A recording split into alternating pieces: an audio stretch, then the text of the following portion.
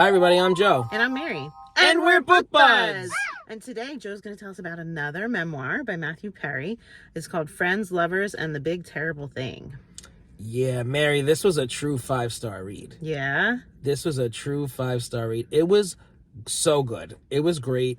I'm pretty sure he wrote it on his own because he now writes screenplays and scripts and things. So it's like not surprising to me if he did not have any help. It was so well done, yet it was so uncomfortable to read and so heartbreaking because I love Friends. I love Chandler. I listen to this and he narrates it. So I felt like Chandler was just like talking to me for like 3 days. Wow. Which was so fun. Because of his physical condition, he talks really slow now. And you saw that on the Friends reunion a few years ago.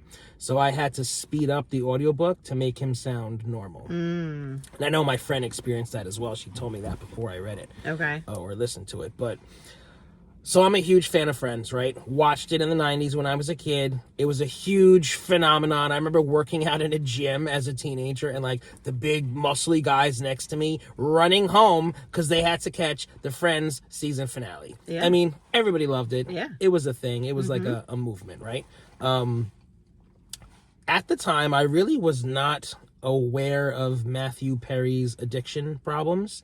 You know, some seasons he's so thin than compared to the last season, and that was a topic of conversation or in the news and stuff. And I had heard about his addiction problems, but again, maybe back then I just wasn't paying attention because I really did not know the scope of the entire thing. And he references his addiction as the big terrible thing, as in the title. So this was just I would not wish addiction on my worst enemy.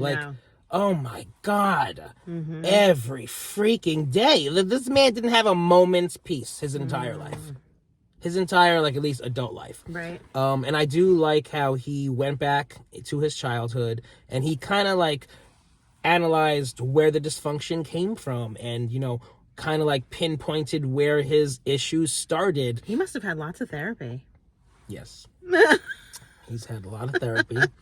To gain all those insights and everything? Yeah, so he went back to childhood. We also got his rise to fame, and he talked about how he got the Friends role, which was not easy. And, like, again, when I read a memoir of a famous person, like, I want those details. I loved hearing the behind-the-scenes of Friends and all the other movie projects that he did. But as much as I enjoyed it, it had, like, that horrible negative spin because it was all about how... like Matthew Perry, how can I get this job done today? How can I not ruin this show for these other actors and like still, you know, maintain the addiction because he had to. Like one time he was drinking so much vodka per day.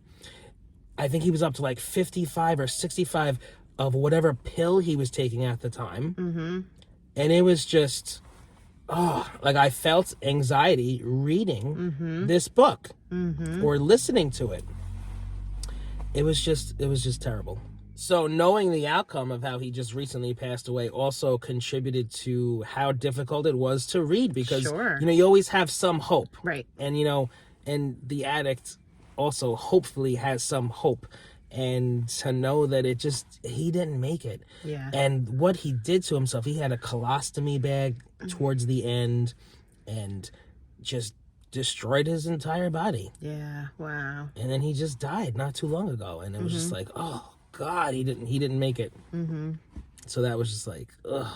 Sad. Yeah, so it doesn't sound like an enjoyable experience, but as a Friends fan, as a Chandler fan, like, how could I not read this book? Yeah. You know? Yeah.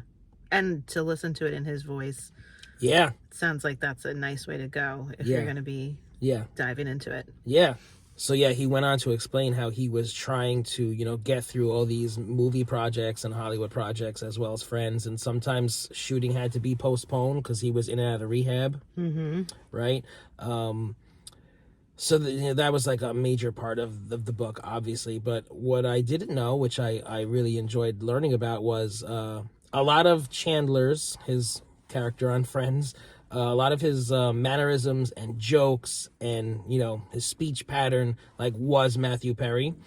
So he said the Friends creators and directors were very open to suggestions by the actors. So he said that often people would just be like pitching jokes, and it would make the final cut. You know, That's the cool. best joke would win. Yeah. And he said he brought a lot of himself to that role. I can see that. Yeah. That's cool. Yeah, he considered himself a comedian over an actor.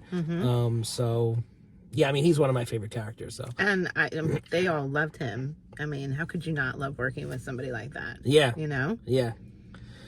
So overall, I recommend this book. If you're into this type of thing, you know what you're going to get going into it, unfortunately. But I just could not miss the chance to read it. Yeah, I think I'm going to have to listen to it myself. So if you're enjoying Book Buds, give us a thumbs up. And share us with your friends. And subscribe to our channel, Book Buds!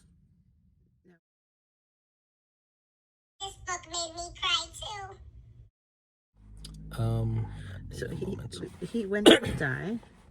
Just So recently, right? so he wrote when this did a he- year ago Oh, and and died very recently. okay. And that had Okay. I want to mention that. Because the actually. way you're talking about it, you're like talking about it like he's alive.